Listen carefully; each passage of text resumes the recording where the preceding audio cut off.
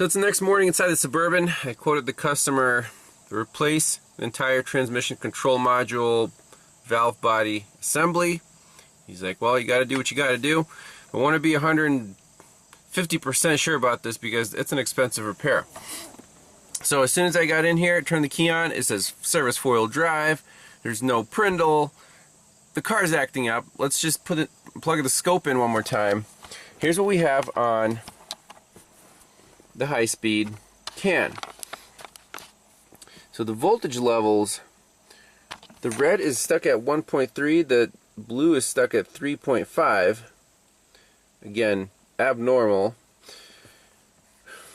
So let's zoom out a little bit.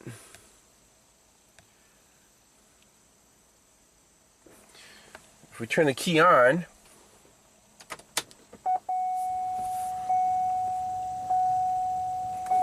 service 4-wheel drive, see there's no prindle, it's not going to crank. So the car is acting up.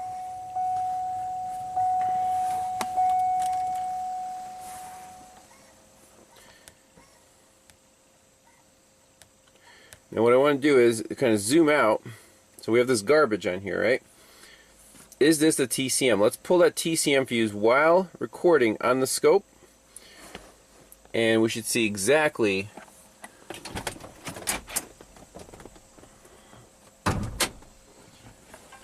when this sucker comes back to life, when we pull that magic fuse. So we're broken right now for sure. Let's unplug the fuse. Alright, so we're pulling out fuse 14 right there. That is the TCM BAT 15 amp. So this one right here. Let me get my scope set up.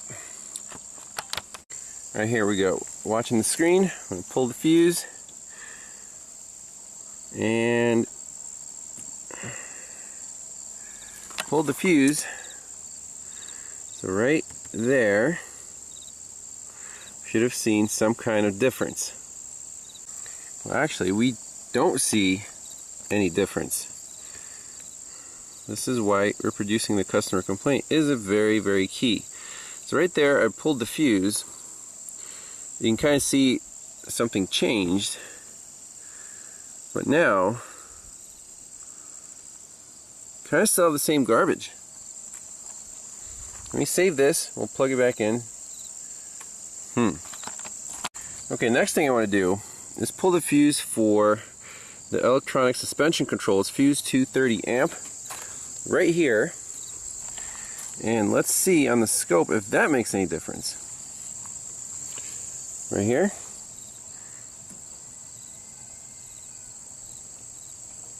It's still the same garbage.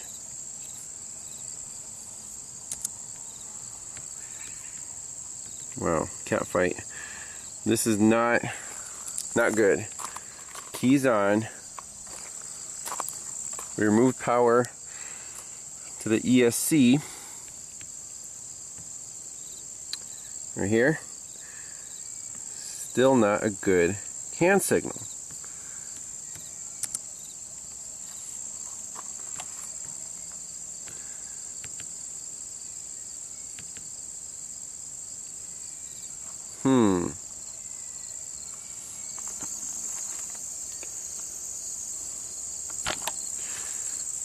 Pop that transmission fuse back in.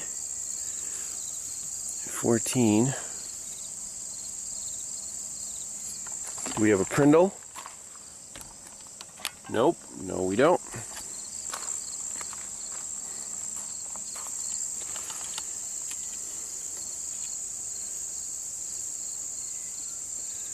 Plug in fuse number 2. Still no change. Well, we're not done with this diagnosis then.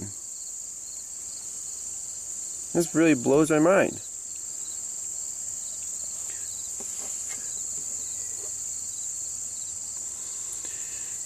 So we can pull the ABS fuse again, which was, oh, which one was it? Number 9. That's this one. No difference. What else is on that network? Maybe causing this. Pull the ECM ignition fuse, the one that was missing before.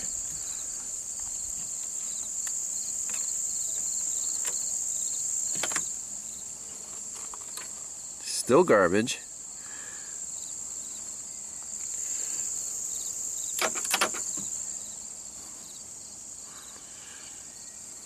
What the heck?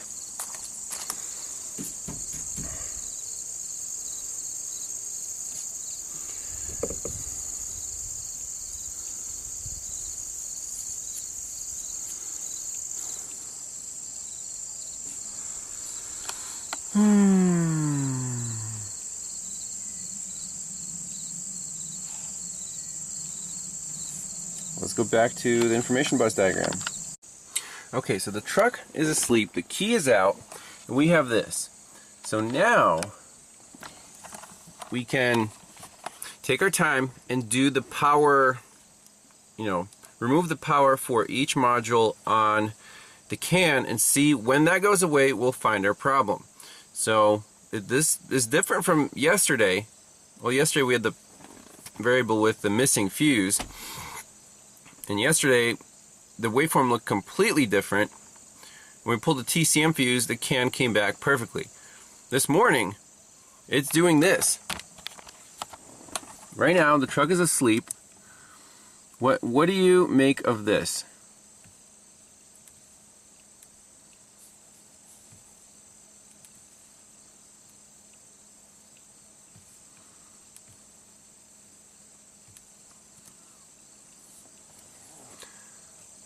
I'm just going to pull a TCM fuse one more time, see what happens.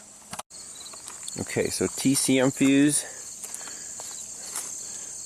Remember these by heart. Yeah, 14. 15 amp. Pull it. Absolutely no change. Not like yesterday.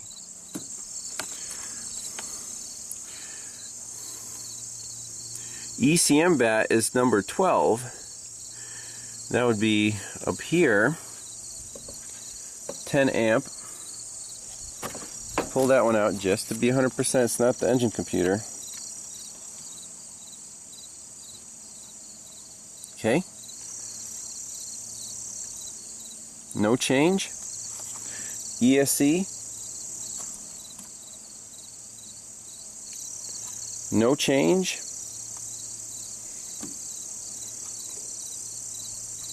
TCM, ECM, ESC, ABS was, FSCM. What about this one? 21. That's the fuel pump control module. Now 21 is, so 21 is right here, 25 amp. Pull that one out.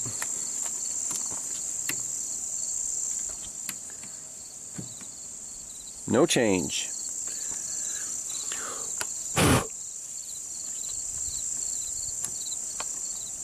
Whatsoever. Okay, let's get a notebook and write down all the modules that we've already checked, we've eliminated, and then go from there. Alright, so 1, 2, 3, 4, 5, 6 modules I checked, and we still have this. So I've pulled the fuse, reinstalled it, no change. We're down to VCIM and VCM. Okay, what is VCIM? Vehicle Communications Interface Module. OnStar thing, even it doesn't have an OnStar button, but it has navigation. So anyways, the power feed here is info fuse 10 amp fuse block instrument panel. So info 10 amp fuse 22. Can we locate that? That 10 amp right there. Let's pull that out. See what happens.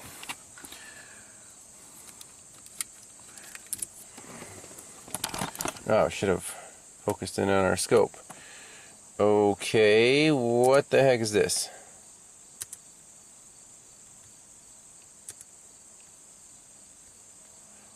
Something definitely changed.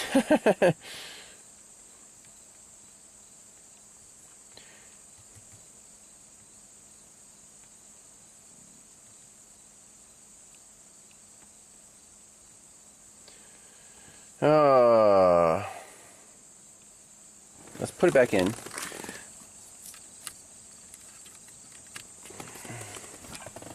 Okay, now we have little glitches there. Let's just do the key on cycle again.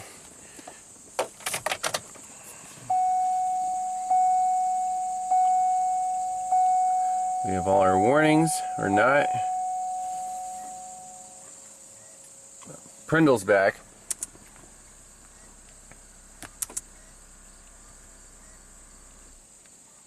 Can is back. Okay.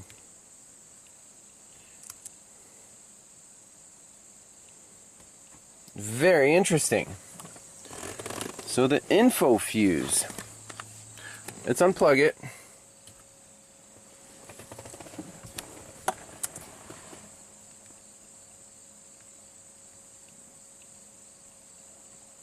Wow.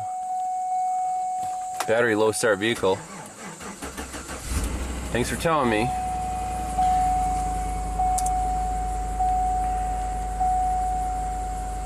Okay, so it's definitely too early to call the transmission. Let's do a little more research, see where this fuse goes, make sure we have the right RPO codes. Scan the vehicle for codes one more time. And I don't know. It's not setting suspension fault anymore for some reason. Let's just scan it. Actually, it does have the OnStar buttons.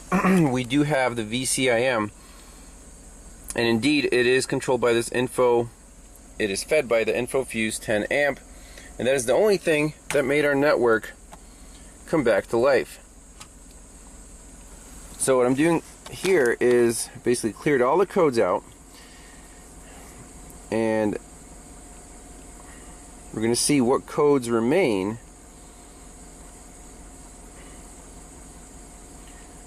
You know, does everything work? We still have radio. Still have navigation. The Lord wants us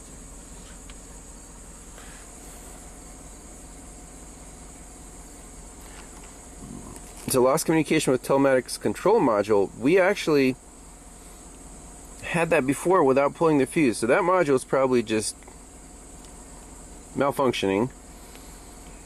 Don't care about that. And ESC, position sensor overcurrent, 5-volt supply.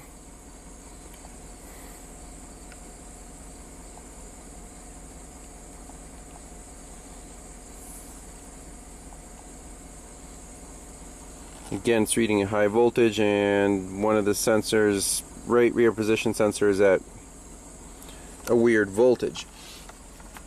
But anyways, the main customer complaint. Is it resolved by leaving the VCIM unplugged? I really don't. By what we saw today, yes. But what we saw yesterday,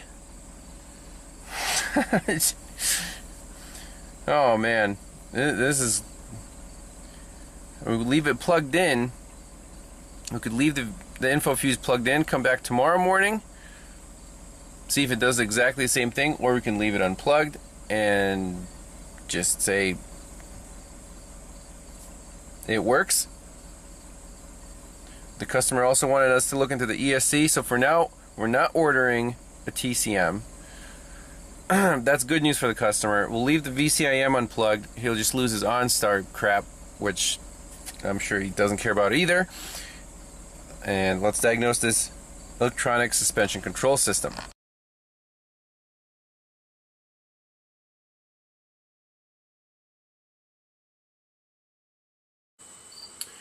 Alright, let's attack this electronic suspension control system. So this is the code that we're worried about, and also that over voltage code. So this says position sensor overcurrent 5-volt supply. Now when we look at the live data,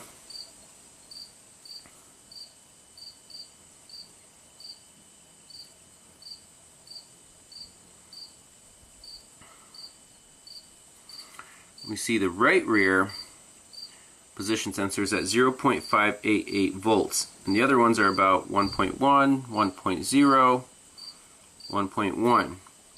Okay? So these are the two fronts. These are the two rears. So right rear, let's just unplug it. Easiest thing to do. So it's right here.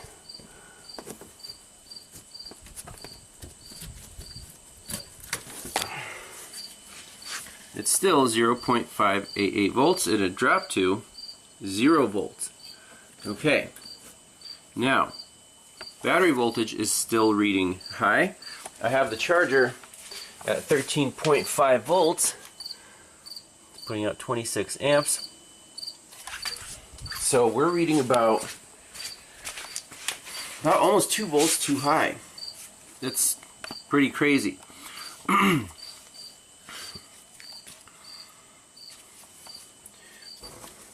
So I'm going to plug this back into the position sensor. 0.588, and we can actually detach the little rod from here and just move it up and down and see if that changes anything.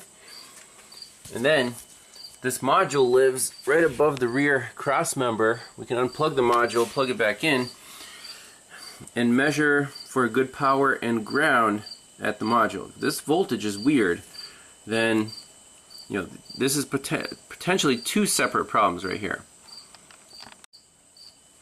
Okay, so now I'm just moving this up and down, and that position voltage is not changing. We do know that there is continuity between the signal wire and the module itself. So we can back probe those 3 wires according to the wiring diagram and measure the voltages right at the sensor. Okay, so we have a good power and ground right here coming straight from the battery for reliable testing, 13.6 volts. So now we'll leave the ground connected to our reference, and this will be our testing lead for the 3 wires at the sensor connector. Alright, so I have my probe right here. Let's go in a row. First is the orange with a black stripe. 1.1 volts. Does that make any sense? Not really. Let's go to the next one. 18 millivolts. 8 millivolts. Now,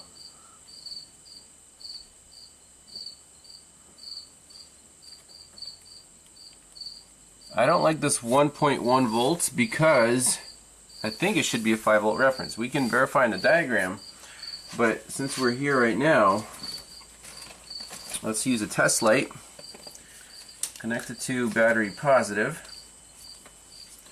And if the test light finds the ground, it's going to light up. So first I'm going to touch this pin right here. And it lights up my test light, and the voltage goes to 1.7, 1.8 volts. Very strange.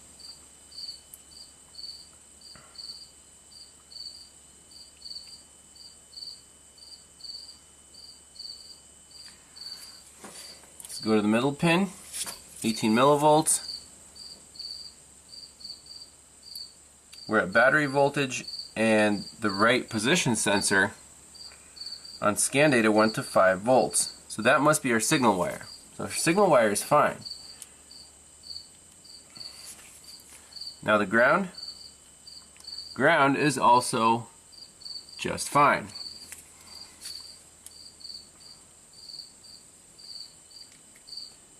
So this orange and black should be a 5 volt reference.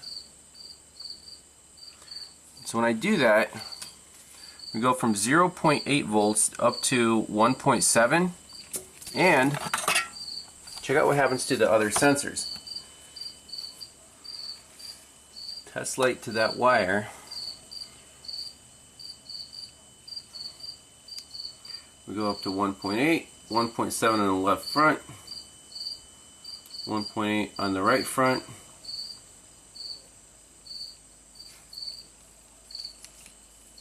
and then back down to 0.9. So something changed there when we did that test. Very, very strange. I wish I had my little snapshot button there, but that's abnormal behavior, and our voltage is abnormally reported. Let's pull the connector off of the electronic suspension control module and see if there are any problems there. We'll measure the battery voltage coming from the fuse. It might just be a bad module. So checking a high amp module, and this is fused at like 30 amps.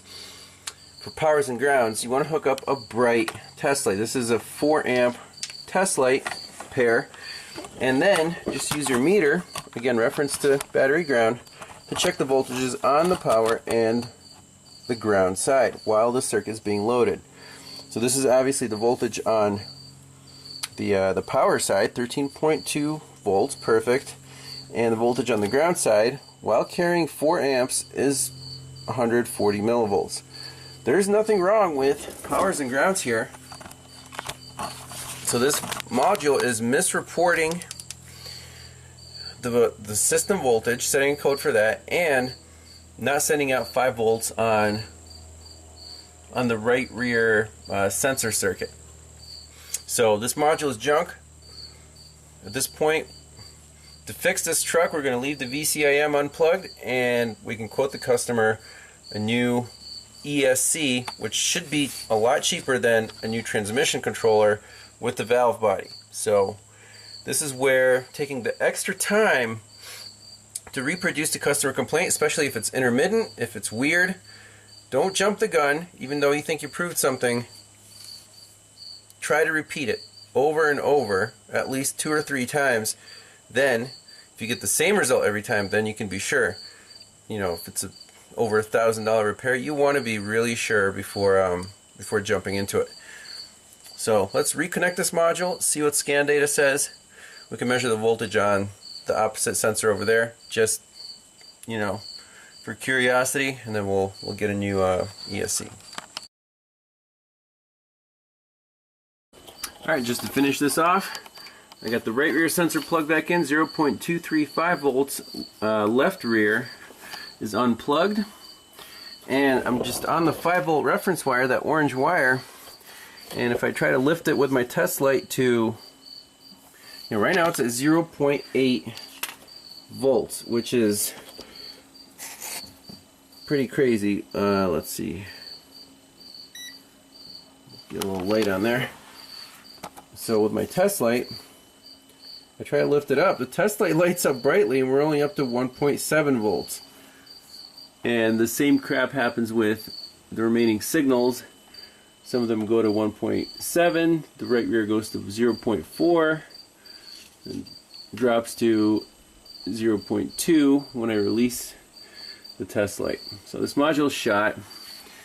I'm assuming the owner will want to replace this.